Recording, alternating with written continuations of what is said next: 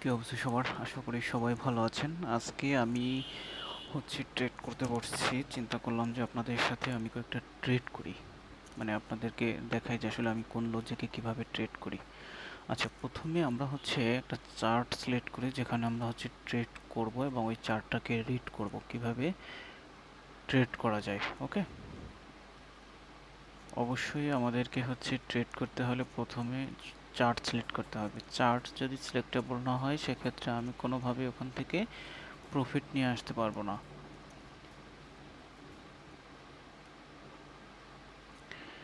আচ্ছা, আমি এখানে একটা ট্রেড পেয়েছি। সেটা অ্যাবসেন্স সেটআপ ফর্ম হয়েছে। যদি মার্কেটটা আরেকটু নিচে আসে ক্যান্ডেলটা, আমি আপ ডিরেকশনে একটা ট্রেড নিব। আপ ডিরেকশনে এই যে উইকটা আছে, উইকটার নিচে আসলে আমি একটা আপ ডিরেকশনে ট্রেড নিব যদি আসে। ওকে, কেন ট্রেডটা নিব এখানে? ওকে ওকে ওকে, ট্রেডটা নিয়ে নিয়েছি। এখানে ট্রেডটা নেওয়ার লজিকটা একটু আমরা বোঝার ট্রাই করি। এখানে একটা অ্যাবসেন্স সেটআপ ফর্ম হয়েছে। অ্যাবসেন্স সেটআপ কি আমরা সবাই জানি, তাই না? এখানে অ্যাবসেন্স সেটআপ ফর্ম হয়েছে। এখানে একটা লেভেল আছে, আমি লেভেলটা আপনাদেরকে একটু ড্র করে দেখাচ্ছি।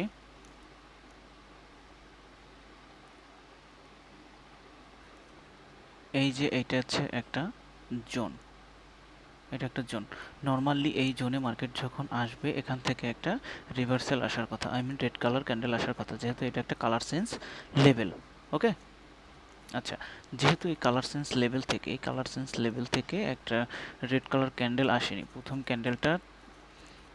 ক্যান্ডেলটা কি করছে, ও রিজেকশন খেয়ে নিচে এসে ক্লোজ দিছে।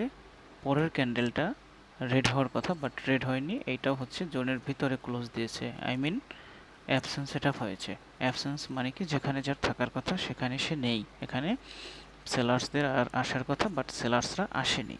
তার মানে কি, এখানে বায়ার্সরা কন্টিনিউ করবে। সেলার্সদের এনাফ পাওয়ার নাই, তার মানে সেলার্সরা আসতে পারেনি। তাই এই ক্যান্ডেলে আমি একটা আপের দিকে ট্রেড নিয়েছি। এই যে ক্যান্ডেলটার উইকটার নিচ থেকে ট্রেডটা নেওয়ার কারণ এই উইকটাকে ফিল করে ব্রেকআউট করার ট্রাই করবে। এখানে যে একটা 900 রাউন্ড নম্বর আছে, এই 900 রাউন্ড নম্বরের কাছাকাছি এসে ক্লোজ দেবে, বাট এখানে একটা বিগ মুভ দিয়েছে। ওকে, এখন আমরা একটা অন্য চার্ট খুঁজি যেখানে আমরা আমাদের একটা অপরচুনিটি খুঁজবো। আপনারা একটু ধৈর্য সহকারে সাথেই থাকবেন।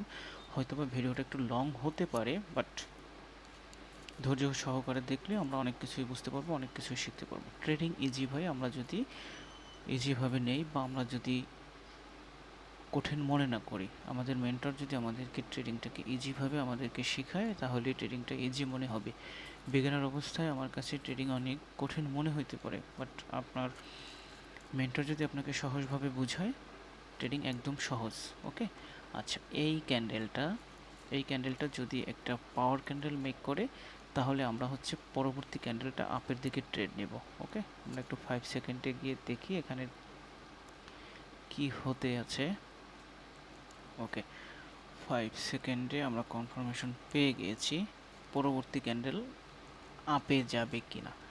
ওকে, এই ক্যান্ডেল যত বড়ই হোক, এই যে রাউন্ড নাম্বারটা আছে, রাউন্ড নাম্বারের উপরে ক্লোজ দিলে অবশ্যই আমি এখানে আপের ট্রেড নিব। আমি 5 সেকেন্ডে গিয়ে দেখেছি M5 এর কনফার্মেশন আছে কিনা। ওকে, আমি এখান থেকে একটা আপের ট্রেড নিয়ে নিয়েছি। এখন সিম্পলি আমি ট্রেডটা এক্সপ্লেইন করে দিচ্ছি আপনাকে। আমি কিন্তু ভিডিও কাটচাট কোনো কিছু করতেছি না, র ভিডিও। ওকে, আচ্ছা, আমি এইবার আপনাকে ট্রেডটা লস হোক সমস্যা নাই, ক্যান্ডেল যেখানে যাক দেখার বিষয় না, আপনি একটু ট্রেডটা বোঝার ট্রাই করেন। মার্কেটটা এই থেকে এই পর্যন্ত একটা আপ ট্রেন্ড ছিল, হ্যাঁ, আপ ট্রেন্ড ছিল। এইখানে একটা ডাবল ক্যান্ডেলের কারেকশন আসছে, এখানে একটা সিঙ্গেল ক্যান্ডেলের কারেকশন আসছে, এখানে একটা ডাবল ক্যান্ডেলের কারেকশন আসছে। ওকে, আচ্ছা, এইখানে কি করেছে, এখানে দেখেন সেলার্সরা M4 এক্সিশন হয়েছে। হ্যাঁ, আমরা কখন কন্টিনিউ করব? যখন এক পার্টি পাওয়ারে থাকবে ওই পার্টির সাথে কন্টিনিউ করব, অবশ্যই বিপরীত পার্টি এক্সিশন থাকতে হবে, টোটালি পাওয়ারলেস থাকতে হবে। এখানে সেলার কি করছে, টোটালি পাওয়ারলেস। আর এখানে M4 এর পর পাওয়ার ক্যান্ডেল আসলে, পাওয়ার ক্যান্ডেলের পর অলওয়েজ কন্টিনিউ। কখন কন্টিনিউ হবে? প্রিভিয়াসলি যদি পাওয়ার থাকে এবং অপোজিট পার্টি যদি এক্সিশন হয়। যদি এই ক্যান্ডেলটা কোনো কারণে আমাদেরকে লস দেয়, পরের ক্যান্ডেলটা আমরা আপ ডিরেকশনে ট্রেড নিব। ওকে, আপ ডিরেকশনে ট্রেড নিয়েছি। কেন নিয়েছি? এইটা একটা ইরোর ক্যান্ডেল মেক করেছে। ইরোর ক্যান্ডেলটা মেক করার রিজনটা এখানে একটাই, এখানে একটা রাউন্ড নাম্বার আছে, রাউন্ড নাম্বারটা একটা স্ট্রং রাউন্ড নাম্বার 700। হ্যাঁ, এইখান থেকে একটা রিভার্সাল আসার কারণ ম্যাক্সিমাম লেভেল ট্রেডার যারা, এরা হচ্ছে এই ক্যান্ডেলে ডাউনের ট্রেড নিয়েছে। এই ক্যান্ডেলে ডাউনের ট্রেড নিয়েছে এই কারণে, কারণ এখানে একটা স্ট্রং রাউন্ড নাম্বার আছে, স্ট্রং রাউন্ড নাম্বারটাকে ব্রেক করছে, দ্যাটস এখানে একটা রিটেস্ট ক্যান্ডেল আসবে। তো নর্মালি ওই হিসাব অনুযায়ী এখানে একটা রিটেস্ট ক্যান্ডেল আসছে, বাট এই জায়গায় ম্যাক্সিমাম টাইমই কন্টিনিউ করে যায়।